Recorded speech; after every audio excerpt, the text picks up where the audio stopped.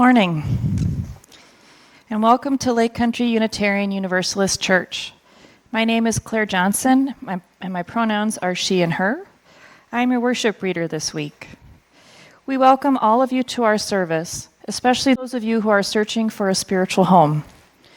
Many of us were once too, seeking for something larger than ourselves to which we could belong, a sense of rootedness to hold us as we create meaning together. We do that well here, although not perfectly. In this congregation, we strive not for perfection, but for authenticity and connection. Whether it's your first time with us or your 100th time, we hope that you'll find here questions that stretch you, people to befriend you, and values that challenge you to join us in loving boldly, living justly, and welcoming openly. I'd like to take a moment to introduce our guest speaker, Priestess Rebecca Malke, a practitioner of paganism or earth-centered spirituality. In her sermon today, she will share why she chose to become an ordained priestess and why this vocation, although similar to UU Paganism, stands as its own distinct path. Thank you, Rebecca, for being with us today, and welcome to our church. So the message I have for the children is actually a message for everyone. This is a story that my husband told me. He is from South India. And this was a story that he heard when he was a child. So he grew up along a river called the Godavari River in southern India. And he said that the story he was told taught him how all people are created equal, and all people are important. So it begins with three men. They're walking along a path, and they hadn't seen each other in a while. So they began talking about what they were up to and what they were doing, and then they see a young man in a boat, and he had a long stick, and they thought, let's go on a boat ride. So they asked the young man if he can take them out into the river. So he does. And as they're sitting there, one man says, "Look at all those buildings out there. I'm an architect. I made those buildings. I'm the most important person in this boat." And another man said, No. I'm a doctor. I heal people. I heal the sick. I save lives. I'm the most important person in this boat. And the third man says, No. I'm a politician. I'm the most important person in this boat because I make laws and I prevent chaos. Usually people laugh when I say that part, but... And so the young man is listening to all of this, and he's taking them down, and he's waiting for them to turn to him. And finally he clears his throat and says, I'm important too.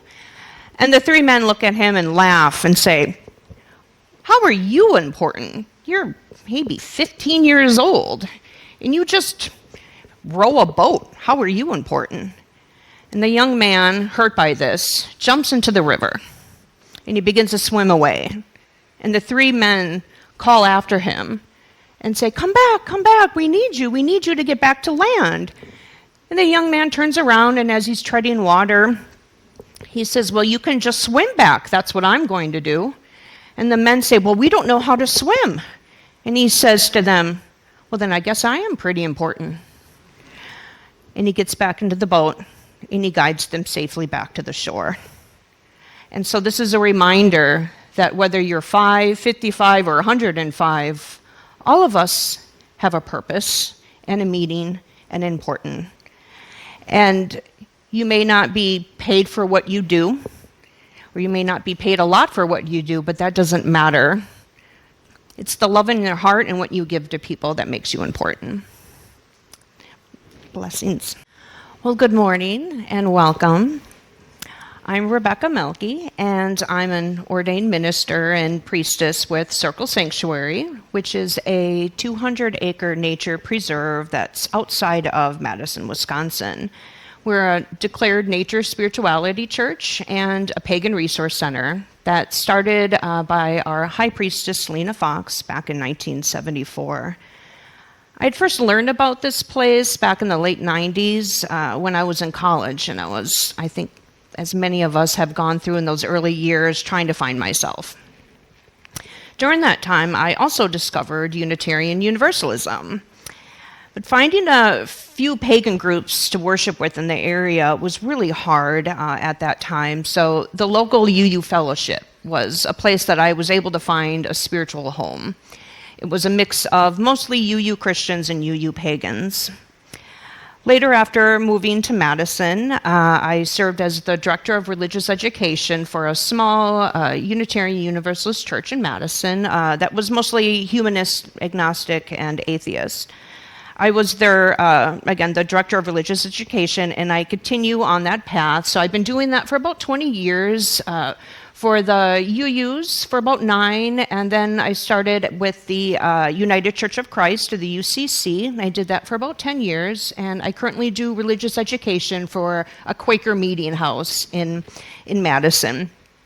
So all of these have definitely deepened my faith journey, and I would say that all of them, in some form, are a tool in my toolbox of faith. So to start in the beginning of my journey, I was raised Catholic and discovered paganism my senior year. I was taking an advanced English class, and we were assigned to do a 15-page research paper.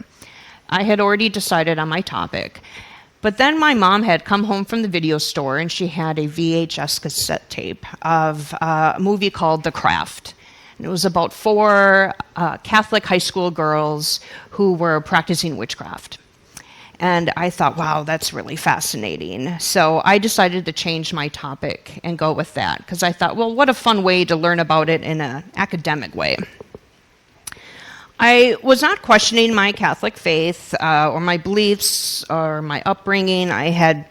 Just wasn't looking to change my faith. A lot of times people will say in their teen years they started to question, and I just didn't. I believed everything that I was told, and it wasn't that I didn't have a lot of questions, but I believed the answers, which is very different from Unitarian Universalism, where they say that all of your questions will be answered and all of your answers will be questioned. So I was taking some confirmation classes at that time, so I thought that was a really good time to explore my beliefs. So I began comparing and contrasting Christianity and paganism, and found myself most drawn to the pagan path, or spirituality. And I suddenly started to have questions that didn't have answers. And all of the things that I began to believe in were now being questioned by me, and I really wasn't sure what to do with that. I know that we all at some point go on some type of spiritual journey, and I would imagine that for Unitarian Universalists, that's always an especially deep time because of all of the religious sources that UUs pull from. But for me, I was absolutely terrified by this. So before I go any further, I do want to clarify some of the words that I'm going to be using interchangeably. So things like paganism, earth-centered spirituality, nature spirituality. So think of paganism as an umbrella term like you would with Christianity. So you have the Christian umbrella, and you have the Catholics and the Protestants. And then with the Protestants, you have Methodists and Lutherans and Baptists and UCC. In the same way, you have the pagan umbrella. And most of them would be of the Wiccan path, and that's the path that I follow. And then you would also have Druids and heathens and Celtic Reconstructionists, so you would have other paths. So with Circle Sanctuary, we are, again, a pagan resource center. So for holidays, things like that, you're going to see Druids mixed in with the heathens, mixed in with the Wiccans and the witches. So it sounds like it's all very different, but all of these paths, all of these traditions can be described as forms of earth-centered spirituality or nature spirituality. So they're simply paths that honor the sacredness of the earth and the interconnected web of life. So in college, I continued to study paganism, again, specifically Wicca, with only the local bookstore and online chat rooms, because again, this was the 90s. And that was really the only way I could find guidance.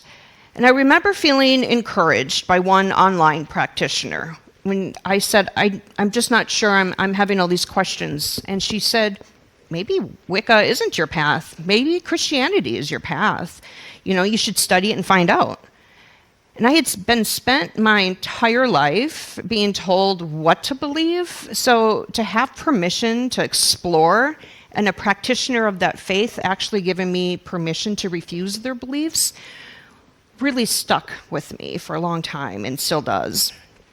So I began looking at all the different faith traditions. Eventually, I majored in comparative studies and world religions.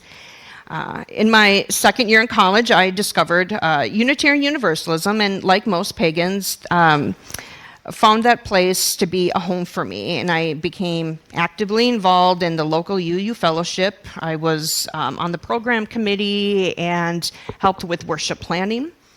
And I was also president of the College Network for Unitarian Universalist Students. So I was very much in the UU world. And then I moved to Madison, and I began to start to not question my faith, but it was more of the path that I was taking, and I started to then say that I wasn't pagan, I was a UU pagan. And then I began to say that I was a UU pagan Christian, in that order.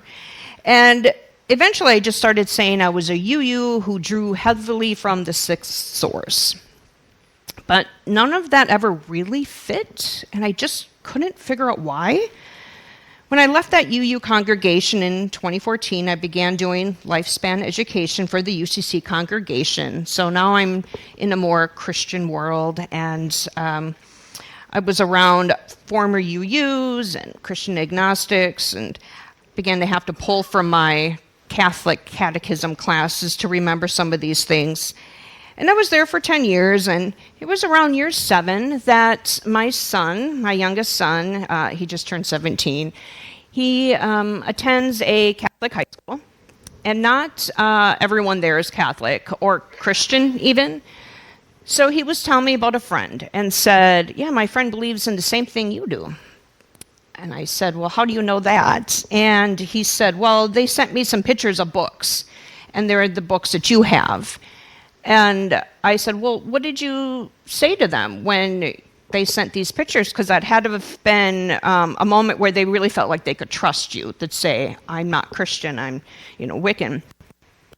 And he said, yeah, I just was like, my mom has those downstairs. And it just wasn't a big deal to him. That exchange was disappointing. But that exchange reminded me about the difference between Paganism and Christianity. So with Unitarian Universalism and Christianity, you have a Sunday school, you have a religious education program. But with pagans, that's hard to find. It's hard to find even a group of people who come together to worship. So it's difficult, and parents have a hard time finding guidance for that. So I started to think about how I would like to be able to do some religious education with this friend. And then I realized that in paganism, young people most likely are exploring quietly. They oftentimes aren't having that parental support or even their parents knowing about it. And I started to remember my own hesitations, telling my parents that I was no longer believing in the same thing that they believed in. And I even went through the confirmation program because I just didn't want to upset anyone in my family. Circle's High Priestess Lena Fox will often say, our tradition has had 1,600 years of bad PR. And because of that, I knew that I couldn't just start talking to my son's friend about this. They might be hiding it and might not want other people to know. Some pagans face rejection from family, and I've known people who have been kicked out of their family for their beliefs. Many of them risk losing their jobs if their faith becomes known. And it's a big reason why during our events and our rituals, people will sometimes use what's known as a magical name. It's a different name that they use. It helps them center themselves when they go into the worship circle that we have, but it's also a form of protection and privacy. So I didn't like that feeling. I didn't like that feeling that I wasn't able to help a young person on their spiritual journey, because so much of my journey had been alone. And in this feeling of helplessness, I began realizing that I was helping everyone else develop their own faith in the UU and the UCC and the Quaker world, but I wasn't helping people in my own faith tradition. And I started to realize I was getting pretty laxed in my own spiritual development. So I considered pursuing congregational ministry and even becoming a UU minister. But again, it just didn't feel right. So at Circle, as I mentioned, we have practitioners of modern and ancient paths. We follow the wheel of the year. We celebrate the seasons and the full moon. And this is different because it's entirely pagan. It's entirely energy raising and magic and dancing and bonfires. With UU pagan services, though, they're organized through cups, or the covenant of UU pagans. They weave in UU readings and hymns. And they're fully pagan, fully UU, grounded in the sixth source, but they're done in the theological and ethical framework of Unitarian Universalism. So I began to realize that I wasn't really a UU, or a UU pagan, or pagan UU. I was pagan first and foremost. That's what's at my core. I turn to the goddess when I need guidance. I praise her when I'm thankful and full of gratitude. And when I attend a holiday, such as I recently did in the summer solstice, I want to do it in the woods. I want to have a bonfire. I want to have my songs of praise. And so it's not that I don't enjoy a UU hymn or any of the inner workings of the church world. It's just that where I feel my joy is in those moments in the woods. So I made the decision to become a pagan minister. And I get asked a lot, what does that mean? It's different depending on their tradition. So you have some groups that are small covens, and they have different ways that they will ordain a person or have them become a high priest or priestess. Because Circle Sanctuary follows a church structure, we have this program where it's a ministry training program, and it's 3 years. And during that time, we focus on spiritual care, ritual leadership, and advocacy. We have several ministers who are actually very involved in their local UU congregations. And these are ministers that aren't just in Wisconsin. We have ministers throughout the United States. And I want to share a bit about my ordination. After the 3 years, and I turned in my portfolio, I had my ordination, and it was special for so many reasons. It was done on Samhain of last year, so that's non-pagan folk. That would be Halloween. And as I mentioned, we have a wheel of the year with different holidays, solstices and stuff, but Samhain is a big one for us, and it's definitely my favorite. And it's the biggest of the celebrations. So it just all happened to fall on my ordination date, just happened to fall on that day, on October 31st. It was actually the anniversary of my grandmother's death. And that was a time where I had my spiritual community with me, but I also had my Catholic parents. My mom gave me this necklace that symbolizes the elements. And my Catholic husband / Hindu husband was there as well with my 2 agnostic children, and a number of my friends from the United Church of Christ who had always been supportive of my path. So to see all of that and the joy and the happiness and that acceptance, and people coming up to me from my family and my friends saying, we get it now. We get why you believe what you believe. So Circle's ministry, when you become ordained, you then declare what your path is going to be. And Circle has a number of different types of ministries. So there is, we're one of the first green cemeteries in the United States. So we do green burials and green funerals, and I've been honored to help and be a part of that process. My father is a Vietnam veteran, and we have a very active military ministry with Circle Sanctuary. So that's another ministry that's been very close to my heart. And although my original goal was to do pagan ministry with lifespan education, I found myself being drawn to communications. So I have a degree in journalism. So with a background in religion reporting, I had seen faiths being portrayed in the media and wanted to help others understand, especially my own faith tradition. So when I began doing public relations for Circle Sanctuary, I was excited because I thought, okay, I'm going back to that other side of my interests. But then I realized that my posts on social media weren't just fun posts of photos that we were doing or just information about who we are and what we believe. I realized I was educating people. I was letting people know that paganism is a pre-Christian religion. So because of that, we don't have a concept of hell. We don't have an idea of Satan or the devil or things like that. Oftentimes people think we're dark magic practitioners, things like that, but we're everyday people. Doctors, lawyers, parents, teachers, we just simply have a connection to nature. And most of us just feel closer to the divine outdoors instead of being inside a building, although we do have a building. So this kind of ministry that I'm doing, this communications education ministry, allows me to reach out to also the solitary practitioners, because before I became a member of Circle Sanctuary, I was alone for 25 years. So you can imagine if there were no UU churches in your area and you wanted to be able to worship and you were like, how can I do that? So you just did it in your home for all of the holidays. Any type of celebration, you did it alone. And that's how I believe most pagans practice. So for me, I feel like I'm able to reach out to those who don't have a place to go to. And they're able to learn about their own faith and their spirituality. I believe that the divine, that spark, that light, whatever you want to call it, is in all of us, and that we're all practicing the divine in some way, but it's a way that best suits us. So for some, it's sparked when they attend a mass or while they're saying their nightly prayers.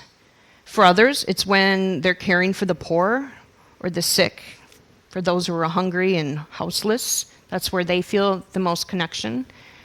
I asked my husband how you can be a Hindu and a Catholic, and is there one that you're drawn to the most? And he said, no, I need them both. And I feel that same way with me. Again, my core is in the earth-centered spirituality, but I also need Unitarian Universalism. I do need a bit of that Quaker silence. And honestly, I love a good Catholic high mass. Those are great. But again, the woods, praying and singing, walking barefoot in the grass under the moon, that's where I really feel it. I really feel it when I'm listening to the hymn, Blue Boat Home by Peter Mayer. Oh, I just love that. And I heard it today when you were playing, that divinity, that spark. I really felt that. And so that's where I feel connection. I don't look at my choice as being better than any other. It's like when people are looking for a spiritual home in the UU community. Some like a big UU church, some like a small one, some like churches that are more God-centered, and some want absence of God talk. None of those churches are in competition or should be in competition with each other. They're just simply different flavors. And if you find your inspiration and you get that feeling of, yes, this feels right, this is who I am, and it's Christianity, great. If it's Hinduism, Buddhism, fantastic. We've all been on a spiritual journey of varying lengths. And as I said in the beginning, UUism and Christianity and Quakerism are all tools in my toolbox. So I'm curious, what are the tools in your toolbox? Is the religious tradition of your childhood still there in some form? Or have your religious beliefs been replaced with spiritual practices like yoga or meditation or Tai Chi? So as we enter the week ahead, I just ask that you think about what has shaped you right now. And I do understand that many of us may have some spiritual woundedness from our childhood upbringing.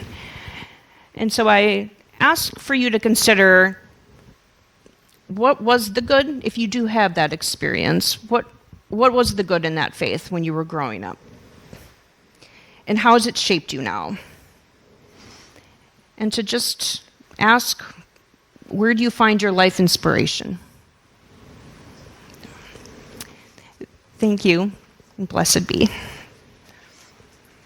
And deep peace of the running wave to you, deep peace of the flowing air to you, deep peace of the quiet earth to you, deep peace of the shining stars to you, deep peace of the infinite peace to you. May you carry the words I've spoken here with an open heart and an open mind this week and share them as you go forth. So mote it be, blessed be.